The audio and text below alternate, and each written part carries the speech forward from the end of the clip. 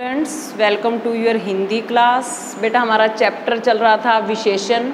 हमने अपनी पिछली वीडियो में विशेषण किसे कहते हैं, विशेष्य किसे कहते हैं और प्रविशेषण किसे कहते हैं ये किया था। बेटा, आज की हम वीडियो में हम विशेषण के भेद करने जा रहे हैं। बेटा, आपको पहले ही अच्छी तरह से पता है बेटा कि विशेषण के हमारे पास 4 भेद होते हैं। बेटा, सबसे पहला बेटा गुणवाचक विशेषण। जो विशेषण शब्द संज्ञा या सर्वनाम के गुण, दोष, रंग, रूप, आकार, स्थान, स्थिति, काल, दशा आदि का बोध करवाते हैं, वो कौन से होते हैं बेटा? गुणवाचक विशेषण होते हैं। गुण में अगर हम लें तो राम अच्छा आदमी है, श्याम ईमानदार है, वह बहुत विनम्र है, ये हम किसी के गुणों की बात कर रहे हैं। दोष की बात बेटा अगर हम करने जाएं तो वह बहुत बुरा है, रमेश बहुत क्रूर है, वह झूठा आदमी है। रंग रूप की बात करें बेटा तो आपको पता ही है, काला, पीला, नीला, ये हम किसी की रंग की बात कर रहे हैं। आकार की बात करें बेटा हम तो लाल, सीता का कद छोटा है, लंबा है। आकार की हम बात करें बेटा तो गोलाकार है, चपटा है, मकान ऊंचा है, ये हम उसके आकार की बात करेंगे।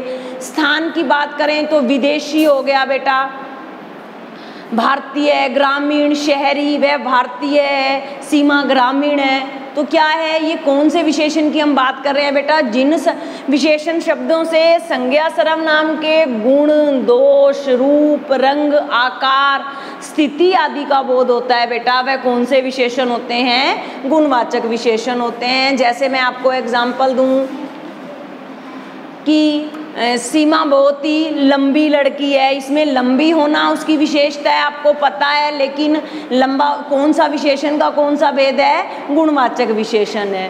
वह बहुत सुंदर है, तो ये उसका कौन से विशेषण की हम बात कर रहे हैं? सुंदर होना उसकी विशेषता है, लेकिन कौन सा विशेषण है? गुणवाचक विशेषण है। वह शहर में शहरी है, तो शहर में रहने वाला शहरी, तो शहरी होना उसकी क्या है?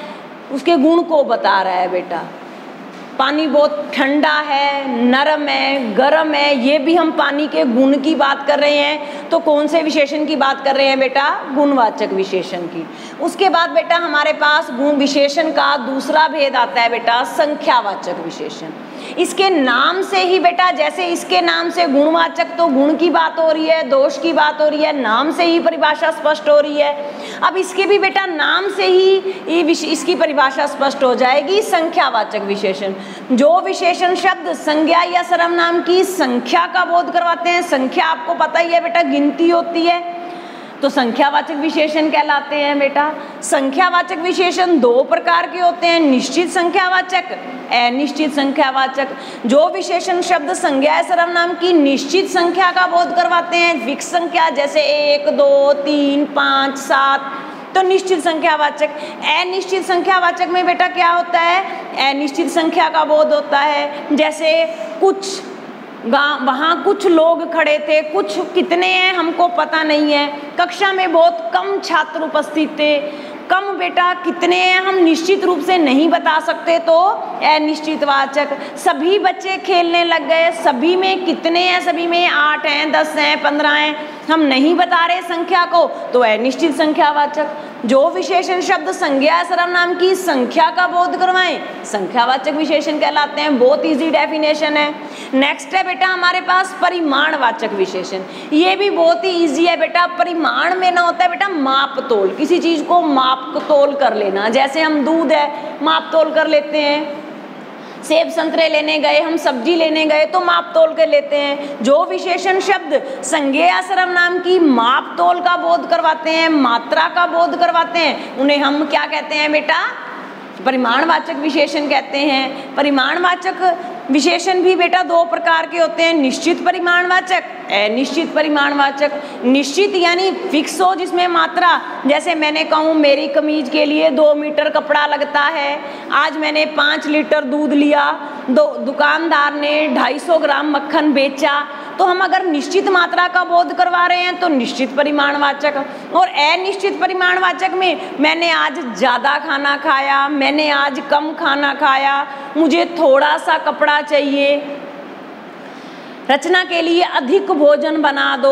तो बेटा ये जब इसमें अधिक कम थोड़ा की बात हो रही है तो हमें कोई निश्चित परिमाण का नहीं पता, भी अधिक भोजन बनाना है, कितना भोजन बनाना है नहीं पता, तो अनिश्चित परिमाणवाचक। इसके भी नाम से बस आपने इतना याद रखना है, पता ही है आपको कि परिमाण होता है माप तोलन। जो विशेषण शब्द संज्ञा सर्वनाम की माप तोल संबंधी विशेषता को बताते हैं उन्हें हम परिमाणवाचक विशेषण कहते हैं। इसके बाद लास्ट में बेटा हमारे पास आता है गुणवाचक विशेषण के हमने 4 भेद किए। लास्ट में बेटा हमारे पास आता है सार्वनामिक विशेषण। सार्वनामिक विशेषण आपका ये क्वेश्चन भी आएगा बेटा कि सर्वनाम और सार्वनामिक विशेषण में क्या अंतर है। सर्वनाम की परिभाषा तो बेटा आपको बहुत अच्छी तरह से आती है कि जो शब्द संज्ञा के स्थान पर प्रयुक्त होते हैं वो सर्वनाम कहलाते हैं, लेकिन यहाँ हम बात किसकी कर रहे हैं बेटा, सार्वनामिक विशेषण की।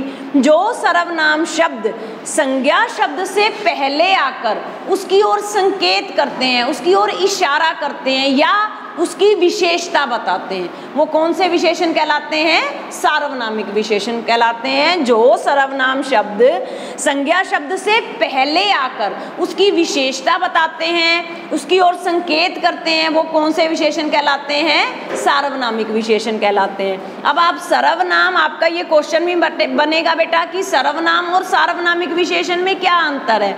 जो सर्वनाम होते हैं वो संज्ञा शब्द के स्थान पर प्रयुक्त होते हैं, लेकिन जो सार्वनामिक विशेषण होते हैं वो संज्ञा शब्द से पहले आते हैं। जैसे मैंने कहा मेरी बहन बहुत सुंदर है, मेरी इसमें क्या है बेटा, बहन संज्ञा है, मेरी शब्द है, तो मेरी शब्द क्या है, सार्वनामिक विशेषण। यह उपवन बहुत बड़ा है, उपवन क्या है, संज्ञा है, यह सर्वनाम है। जो सर्वनाम संज्ञा शब्द से पहले आकर उपवन की विशेषता बता रहे हैं कि उपवन बड़ा है तो सार्वनामिक विशेषण कहते हैं। वह विद्यालय मुझे बहुत पसंद है। अब विद्यालय की विशेषता है कि वो मुझे बहुत पसंद है, लेकिन वह विद्यालय, विद्यालय संज्ञा है, विद्यालय से पहले हमने सर्वनाम का प्रयोग किया तो कौन सा विशेषण है, सार्वनामिक विशेषण। तो यहाँ पर बेटा हमारे विशेषण के जो भेद हैं, 4 भेद हैं, वो यहाँ पर खत्म होते हैं बेटा। इसके बाद आपके चैप्टर में दिया हुआ है बेटा विशेषण की अवस्थाएं। विशेषण की 3 अवस्थाएं बेटा हमको बताई गई हैं। मूल अवस्था, जैसे मैंने कहा प्रिय, दीर्घ, लघु, मूल अवस्था जो किसी की मेन विशेषता होती है। उसके बाद बेटा उत्तरावस्था। उत्तरावस्था में क्या होता है, हम 2 व्यक्तियों की, 2 वस्तुओं की तुलना करते हैं और एक को उससे क्या बताते हैं, दूसरे से बेहतर बताते हैं। इसमें बहुत ही सिंपल है बेटा, मूल अवस्था मान लो जो होती है उसमें हम तर अगर प्रत्यय लगा देते हैं तो वो क्या बन जाती है, उत्तरावस्था। लास्ट क्या होता है बेटा, उत्तमावस्था। इसमें क्या होता है, मूल जो विशेषण होगा, मूलावस्था जो होगी उसके साथ अगर हम तम प्रत्यय लगा देंगे तो उत्तमावस्था बन जाएगी। बहुत ही इजी होती है। जैसे मैंने कहा लघु, लघु इसकी मूल अवस्था है, लघुतर, लघुतम, बहुत इजी होता है। सुंदर, मूल अवस्था सुंदर, सुंदरतर, सुंदरतम। ठीक है बेटा, बहुत ही इजी है। इसके बाद नेक्स्ट बेटा आपके चैप्टर में दिया हुआ है कि विशेषण शब्दों की रचना है वो कितने प्रकार के शब्दों से की जाती है।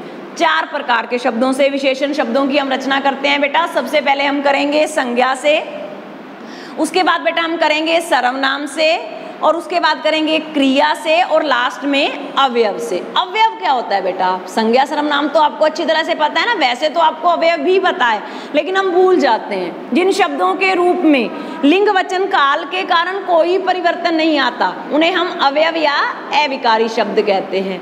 जैसे ऊपर, नीचे, पीछे। अब ऊपर से हम विशेषण क्या बनाएंगे, ऊपरी, ठीक है, नीचे से निचला, पीछे से पिछला। क्रिया से बेटा, क्रिया तो आपको पता ही है, खेलना, तो खेलने से हम विशेषण क्या बना देंगे, खिलाड़ी। भूलना, भूलना से क्या बना देंगे, भुलक्कड़, विशेषण बना देंगे बेटा। पठन, पठन से क्या बना देंगे हम, विशेषण क्या बना देंगे, पठित। ठीक है बेटा। सर्वनाम शब्द, सर्वनाम शब्द कौन से होते हैं, मैं, वह, मेरा। मैं से हम क्या बना देंगे बेटा, मेरा। हमसे हमारा, तुमसे तुम्हारा विशेषण बना देंगे। यह, ऐसा बना देंगे, यह से ऐसा विशेषण बना देंगे। और सबसे पहले जो हमारे पास बेटा आता है संज्ञा शब्दों से जो विशेषणों की रचना होती है, जैसे मैंने कहा रोग, रोगी, मास, मासिक, पुत्र, पुत्रवती, शब्द, शाब्दिक, पीड़ा, पीड़ित। तो संज्ञा शब्दों से हमें ये पता होना चाहिए कि विशेषण शब्दों की रचना कितने प्रकार के शब्दों से होती है, संज्ञा से, सर्वनाम से, क्रिया से और अवयव से बेटा। तो यहाँ पर आपका जो विशेषण का चैप्टर है बेटा वो कंप्लीट होता है। आपने क्या करना है बेटा, वीडियो को ध्यान से सुनना है और उसके बाद जो इस चैप्टर की बैक एक्सरसाइज है बेटा वो आपने अपने आप पहले कंप्लीट करनी है और मेरे पास सेंड करनी है। फिर बेटा आपके उसके बाद मैं आपको इसको सोल्व करके आपके पास भेजूंगी बेटा। ओके बेटा, थैंक यू।